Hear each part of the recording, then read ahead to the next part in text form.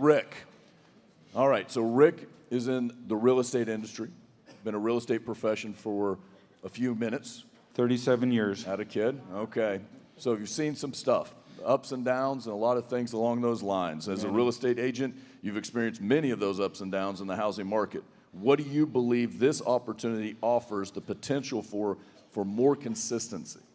Well, for me, back at the time I received that phone call from Steve, I was in a decision-making mode on a few things. My practice after 37 years, I would have thought would have gotten a little easier at the end of 37 years, but what I found is it got harder after 37 years with those changes that you're talking about. It got to the point where I have an office at our main office, and then we have an office in our home, and then I found out with my cell phone, it's pretty much my office everywhere I go. Right. And so vacationing with the family, I was finding I'm not really with my family when I'm on vacation, so my time was really, I was time poor. Money poor wasn't the issue, so lucrative business, but I was struggling time-wise. And so there's 3 C's that go through everybody when this gets presented. You start with I guess the curious mindset, and I was curious when he called me. I wasn't convinced yet, and I certainly wasn't committed yet, so I had to move from one to the other. And so on that phone call that day, I was looking at, I was pondering back on a meeting that I attended, and I'll never forget this. We had a panel discussion at our office. We have about 550 agents that I'm part of, and they asked me to be on a panel. On that panel was an attorney, along with myself and a few others. And he said something I'll never forget.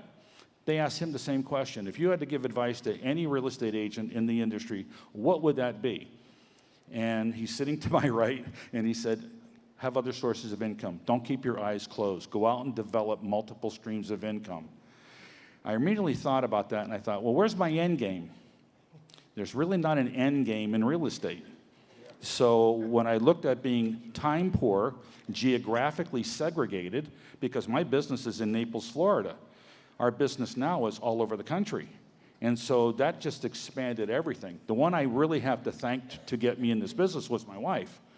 Well, Steve was on the phone with me having his conversation. I'll never forget, it was on a Thursday night, and it was an extended conversation.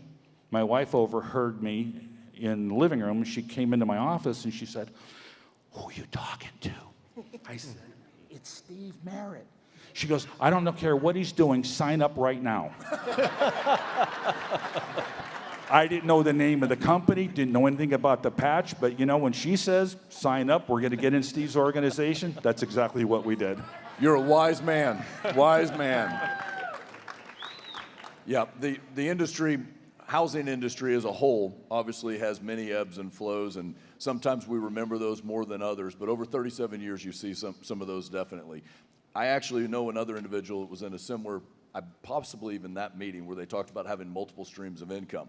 So think about a practice, think about an occupation. Again, don't know what everybody in this room does. There's thousands of us here. But the reality is if you're in something and not thinking about other streams of income, you're probably behind what everybody else is doing.